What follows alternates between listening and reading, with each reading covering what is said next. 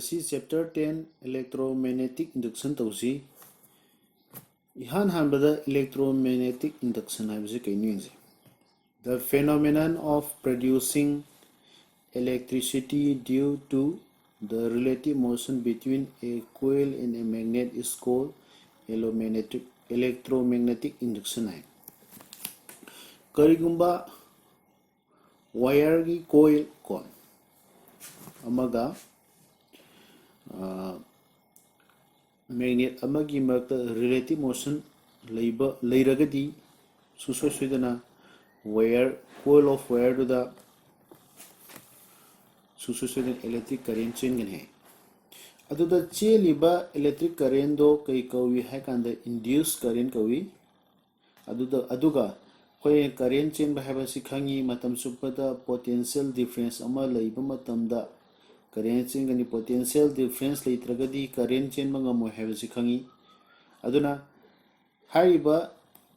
induced current chelhaliba induced current chelhaliba aduda potential difference ama develop tawi madugi potential difference kadai da develop to bana coil of wire dani matau karamna relative motion between coil duga magnet gi mata leiba matamda potential difference ama develop tawi potential difference to adu ke kawi electromotive force kawi aduga makha satharkba oina aikoi experiment Faraday Kobonipa mana electromagnetic induction ki experiment mi ma si samane coil ga magnet amagi mata relative motion leikanda aikoi induced current flow to we have demand hai mi juko mana the two terminals of coil are connected to a galvanometer aikoi coil of wire amagi in ani legani wire gi en ani lei coil amadagi wire en ani legani ani do galvanometer da connect torba aduga a bar magnet is brought quickly towards the face of the coil. There will be deflection of the galvanometer on one side. The direction of the deflection reverses as the magnet approaches or recedes from the coil. The same result was found when the coil approaches or recedes away from the magnet face is kept stationary. Faraday music idoba coil ama leire coil dugi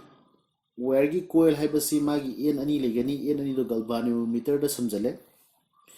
aduga coil dugi mamaida mamangda coil duda haitare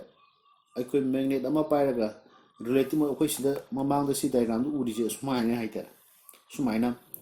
relative motion ama de tobo matamda relative motion between coil and magnet tobo matamda galvanometer da deflection wi galvanometer deflection wi jiken current change mene ko kangi aduna magi result Faraday's na tawba experiment sidagi result khar fangi result to ke kensi results of Faraday's experiment on electromagnetic induction hai ke kensi first whenever there is relative motion between a coil and a magnet induced current flows in the coil hai karigumba coil amaga magnet amagi markta in relative motion leiraba adu eragadi induced current coil du flow togani habji khangi next induced current produced in the circuit lasts only as long as there is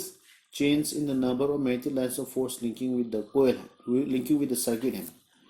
induced current produced todoribaze honge induced current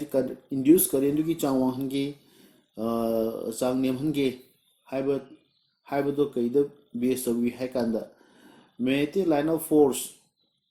between the coil or circuit and the magnet magnetic line of force to linking with the circuit to maduda change soragadi habidi machine litha halagadi akhui ke dore induced current gi chang nem tharani adu linking with the coil I mean the magnetic line of force which is linking with the coil increases then magnetic the induced current will increase. And see the strength of induced EMF is directly proportional to the rate of change of the number of magnetic line of force linking with the circuit. Induced EMF have the induced potential difference go. Induced potential difference so like induced current induced current having policy potential difference so later get the current loy. Aduna induced EMF or induced potential difference so madu karida directly proportional ye hakanda magnetic line of force linking with the coil. Magnetic line of force coil duga magnetic line of force ka linking to badugi linking to baduda number of magnetic line of force aduda high riba EMF से directly proportional ओए हमें EMF हाइकेरा induced potential difference हाइकेरा समानी को. Next Fleming's right hand rule है तुम लाई यंजी Fleming's right hand rule से शिजु उरी को. Fleming's right hand rule the क्या है stretch the thumb forefinger and middle finger of right hand so that they are mutually perpendicular to each other. If the thumb shows the direction of motion of the conductor and the forefinger indicates the direction of the magnetic field, then the middle finger will show the direction of induced current in the conductor. Mamang da ikoina mamangi chapter gi da electric motor da Fleming's left hand rule haina ma ugre adugi Fleming's left hand rule do adu do sinarkani ekoi electric motor kamaina work to we ko loina ma sinari se adu electric motor gi da pali se adu bu ko sta Fleming's right hand rule haina ama lei. Fleming's right hand rule sin hai adugumna mamanda left hand rule da togiba adugumna ye thangba khut ki thumb forefinger amasung middle finger je stretch toro matau karamna makhoi ahuma mutually perpendicular oinana karigumba thumb sina direction of motion show toraba haibadi motion ki direction ni ko force ki direction ni four fingers ina magnetic field की direction ओइरबा अदु ओइरगदी middle finger Jinnah कइदोगनी direction of current पिगनी है हाइबा Fleming's right hand rule से अकोई electric generator सिंदा apply Tawi मागी working principle से कमाइना work Tawi है बसे Koyna Sigi Fleming's right hand rule jesi naraga work to uni mamang da motor na Fleming's left hand rule na work to adugumna hozik Fleming's right hand rule na haise right hand sigi finger sing stress to mato kamna nangi thumb forefinger amasung middle finger mako humje mutually perpendicular oinana kaima thumb na direction of force or motion piraba adu the forefinger na direction of magnetic field piraba adu ergadi nangi middle finger na direction of current pigani ham haibasi Fleming's right hand rule na haibni aduna koi electric generator have a zeke me as the generator ki types like makhalani lay electric generator have a zem device ni mechanical energy bu electrical energy da undhong naba device ni electric generator se keno device ni mechanical energy bu electrical energy da undhong naba device ni haibadi ma aduna koi generator se makhal myam lay ko yum du sinaba generator lay ko adu suni adu tanatana atopa generator mayama ko hydel power plant ko nuclear power plant makoi mayam do khoi windmill daga toido makoi mayam sing dalo ina generator yoini mechanical energy du khoi electrical energy do ondopa ngamali bani aduna generator se makhal ani lei ke ken hai kanda AC generator habunga DC generator habum lei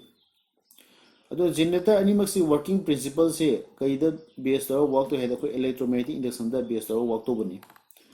aduga AC generator si ki diagram si da su ure magi construction kamai to bani construction se sum hai case degi ko construction da ko AC generator si construction da aikoi इकोई permanent magnets अनि की north south pole north का south pole का लेगनी हाइबदी north तेने south तो इकोई मैग्नेटिक लाइन ऑफ फोर्स अली खंगी अदुना मैग्नेटिक फील्ड प्रोड्यूस होना बनी को अदुगा कइदोगनी आर्मेचर हाइबम यावगनी ममांग दखिना मोटर तो बदुगना आर्मेचर हाइना लेगनी आर्मेचर जी मेनी numbers of turns of rectangular coils yaugani which can be rotated about an axis height perpendicular to the magnetic field with a high speed keba magnetic high armature se kaino magnet permanent magnet ani sigi ma armature se thamdini armature se kaino number of turns of rectangular coils matogamna which can be rotated kadaida magnetic north pole ka south pole ka leiba magnet ani du marta leiba magnet ani du gi marta ko magnetic line of force leidana adu duna cross tora chalhamjiba haibadi magnetic line of force to the perpendicular oina armature je leiduini adu mas leiduini ko aduga ke legani slip rings ani lay ko sida r1 r2 haina tholi slip rings ani adu brushes ani lay aduga galvanometer ma sami brushes sing dei galvanometer da sami ko keno galvanometer sami je kan da sidagi generator dagi electric current generate odu khangna bani detect to bani ko my working si diagram ni sum yenga hayake eko not main permanent magnet ani lay north का south का permanent magnet अनि लई सिदा Koyna magnetic line of force लई खंगी magnetic line of force से Koyna खंगी north in south चले hobby खंगी माइ direction जे को अदो मरता को आर्मेचर से रोटेट तो दोनी को आर्मेचर से रोटेट तो दोनी आर्मेचर से रोटेट तो से मतो कम न तवी हबदि यंगसी आर्मेचर से अदुगा आर्मेचर से रोटेट तौबगी मतुंगिना एखोय करेंट पिथोरतनिको कइन हागना को इलेक्ट्रोमैग्नेटिक इंडक्शन असिदजु मागी वर्किंग प्रिंसिपल से एखोय इलेक्ट्रोमैग्नेटिक इंडक्शन ओइबनिना इलेक्ट्रोमैग्नेटिक इंडक्शन दा कोइना खंगी करिगुंबा रिलेटिव मोशन बिटवीन कोइल अमगा मैग्नेट अमगी मत रिलेटिव मोशन लेगदी इंड्यूस करेंट फ्लो तवेन अदुना आर्मेचर की कोइल सिंगदुदा कोइल सिंजे मैग्नेटिक लाइन ऑफ फोर्सेस सिंगना पास तौरगदी सुसोय सोयदना एकोय इंड्यूस करेंट कोइल सिंदो फ्लो तौगनी खंगी अदुगी इंड्यूस करेंट दुबुनी एकोयना गल्वानोमीटर दा डिटेक्ट तौदुसे खंगदुसे को गल्वानोमीटर डिफ्लेक्शन लागदी एकोय इंड्यूस करेंट फ्लो तौवे हाइदुने एसी जनरेटर हाइबजे केनो हाइबदी अल्टरनेटिंग करेंट हाइबनी एसी हाइबगे full form alternating current generate तौबगिनी को जनरेट तौदुनी माने एसी जनरेटर ना अदुना तब अतोपद डीसी जनरेटर है लाइक डायरेक्ट करंट जनरेट तौदुनी डीसी जनरेटर ना अदुना एसी जनरेटर से केदोरे कईगी दमक एसी जनरेटर कइनो हाइकान मासे अल्टरनेटिंग करेंट एसी करेंट दुबु कोइन एसी दुबु जनरेट तौबगिनी करिगिनो एसी कोइसे हाइकान द होरेन असिदगी एसी जनरेटर से थोलपा करेंट से गल्वानोमीटर येंगबा मतमदा गल्वानोमीटर की डिफ्लेक्शन से नाकन अनिमक्ता हादि पॉजिटिव डायरेक्शन अमस नेगेटिव डायरेक्शन अनिमक्ता डिफ्लेक्शन तौगने कई मतुइना मागी magnetic line of force armature से रोटेट तौबा गी मतुइना एवरी हाफ साइकिल खुदिंग की गल्वानोमीटर की डिफ्लेक्शन दा केदौरे अहोंग बलेगने अमुना पॉजिटिव अमुना नेगेटिव है अदुगी दमक्ता मदुद सेलिबा करेंट दो कोइन अल्टरनेटिंग करेंट ने खंबगी वानी तो बदबु DC current ri sorry DC generator ri mase DC generator ko ise kino direct current generate to bagini direct current sing di galvanometer ki deflection da maiki ama ka positive direction da khakta only in one direction da khakta current ji cheli ko galvanometer deflection da ma je fluctuation le bedo lite ma de ama khadang le gani maiki am khata da adu ki da makte mana direct current ko ise AC generator से तो दूसरे high बा A B C D है ना सिद्धले इसे कोई armature नहीं को आर्मेचर से रोटेट तो दूनी आर्मेचर से रोटेट सन आये बता कोई खंग यंगासी A B है बस सिद्धबुदी भर्टी हॉराइजॉन्टली लेरे को दूबू कोई नहीं डायग्राम से सुन छागले यंगसी A B है बस ऐसी मथक ता माजे कमायना A B का C D के से रेक्टेंगल ने खलो रेक्टेंगल A B ना मथक ता लेगा C D ना मखादा लेरे खलो AB na mathata CB na CD na makha le khan kari gumba sta akona Fleming's right hand rule palagadi Fleming's right hand rule palagadi kai dogani Fleming's right hand rule palagadi kai dore ikona maonda force की direction हम लेकिन को मासे rotate तो force की direction हम A B से सम है बता anti clockwise समाज ले रेखा जी को मासे anti clockwise ले रेखा जी अदु एगदी current की डायरेक्शन तो BA रोम द लाकनी को current की डायरेक्शन तो BA और क्या BA and CD रोम द लाकनी मकोइसु Fleming's right hand rule पाले यो force तो A B से ngасai mathak le mani makhad inter agadi anti clockwise direction inter agadi force की direction तो downward ले नि खुबी तो downward तो point हो गनी नंगी magnetic field के तो north ने south direct हो गनी अदुगा नंगी middle finger दुदी के middle finger ना कदाई दा direction of current and direction of current to along BA or BA rom the current flow to Gonicom. Murray Toliba current to Gedogani, a koi slip rings and yawi slip rings size again no haganda station Nariwina, Lina Liba, Amadagi, rotation the Liba Saru Amada, Potato Bamaga, Lina Liba Mugi Mata, current supply to nabagi wa current supply to nabagi mas device samani slip rings haje aduna slip rings udadi gi akoi na brushes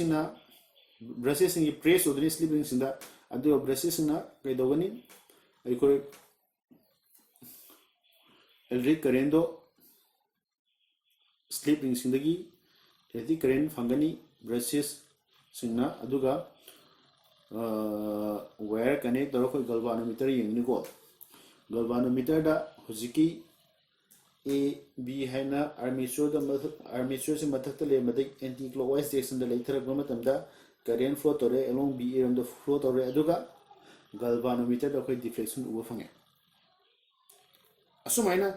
हजिकी दा half cycle अमनी अदु A B लेथर रे CD न मथक थंगे को CD मथक थंगे CD mu leithagi kanda kedore ngasagi slip rings R2 ronda angkum current lani aduga through brushes B2 da current phangani adu su galvanometer gi deflection ngasai mamangi AB na matha thanga leitharakpa aduga C namu matha thanga leitharakpa ani sida phangiba current gi direction je khenai opposite में नहीं कहीं no galvanometer reading दा माइके खेना ना फंगनी अमन positive लोम दा deflection लेगनी second case की दूध ना negative लोम दा deflection लेगनी so माइना current फंगिबा current दूध deflection galvanometer reading दा deflection लेबगिनी कोई ना आज AC current ने खंगी से अदु की नंबर मा सी generator AC generator को इसे को अदु माइना DC generator जो चामाने खेना दी भाईबु DC generator दा मादी slip rings की मोटा मामुदी commutator wen happen अतै दी लवि चामाने मांगसु Fleming's right hand rule सिनरगा मासु वर्क तो दुनी construction du loi chamani ko except AC generator the slip rings or give do sina commutator oina sinabani working ju samani ko working ju samani to bato mangon dadi DC generator ko bogi maram kaino mangon di direct current habadi galvanometer reading the fluctuation only in one direction the khata galvanometer reading lay ko adugini masi direct current ko ise hoji makhada difference between AC generator and DC generator jinsi AC generator the direction of electric current reverses periodically hai ko koi na khang ai na su si ta hai AC generator the electric current ki direction se every half cycle within hong hai do DC generator the current flows in one direction ko DC generator the current is only in one direction to flow to be second the AC generator the two slip rings connected to the terminal of the coil separately slip rings are in the terminals of the coil do separately connect to hai adu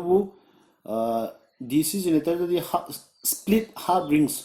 ani yawi have the commutator yawi ami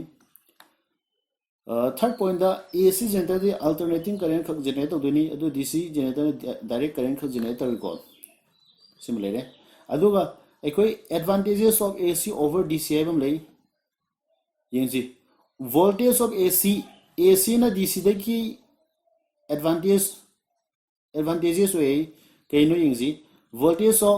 AC can be stepped up and so the loss of energy during long distance transmission can be minimized by stepping up the voltage and reducing the current. AC की voltage से कोई step up तो भी है, कोई step up step down तो भी है. So अदुना long distance transmission की दरमक दा कोई DC current सी न दे AC current कक्सी नहीं को कहीं की नो है कंदा मागी long distance transmission दा energy loss तो की बस इंदो अको step up तो भी है को step up तो भी है मागी voltage step up तो भी है कहीं सी नरगा transformer सी नरगा transformer है बसे device अमा निमाजू कहीं दो नबगी electric current की voltage से stepping up or stepping down to nabagi device ni transformer singna edore stepping up to bungami AC generator se aduna AC current se long distance transmission da sinai ni mangonda magi energy loss of the magi voltage minimize of ju ankomu transformer sinarga mas stepping up to bi adugi damakte mas long distance transmission da AC current AC je sinari aduga AC can be converted into DC easily AC haiba current je mas DC do ondopa yam line yai kai sinarga rectifier sinarga koina khangi rectifier da makal ai lei half wave rectifier full wave rectifier hana lebani aduna AC je DC the line is in the on the pay rectifier sinarga next up last up disadvantage of AC currency ki disadvantage kaino AC cannot be used in some device khara the AC sinaba yade adu khakteni magi disadvantage aduna hoji high electromagnetic induction sigi first part suru malore hai day after tomorrow second part tumu ai hakulake masigi oina di solution